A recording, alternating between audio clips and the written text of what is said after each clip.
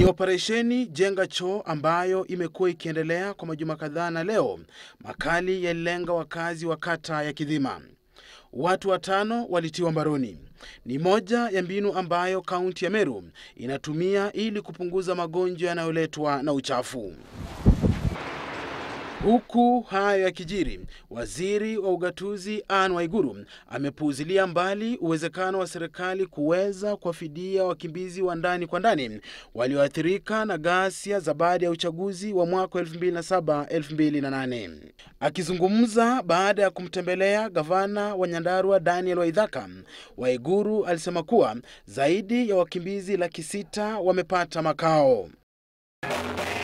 Kwingineko, mashabiki wa redio ya Egesa FM walijumuika na watangazaji jana usiku katika mkahawa wa Carnival hapa jijini Nairobi kwa burudani ya kukata na shoka maarufu kama Esagasaga Night.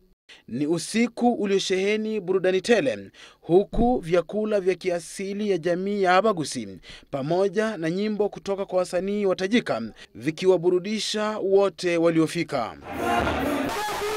Na hatimaye gavana Machakos Daktari Alfred Mutua amesisitiza kuwa uhamasisho wake wa maendeleo chapchap utaendelea licha ya kupata pingamizi kutoka kwa wafuasi wa kiongozi wa Wiper Kalonzo Musyoka na CORD kwa jumla.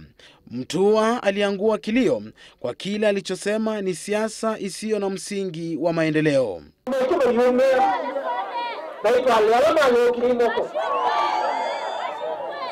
Mudasia Mohambe, Nipashe Wikendi.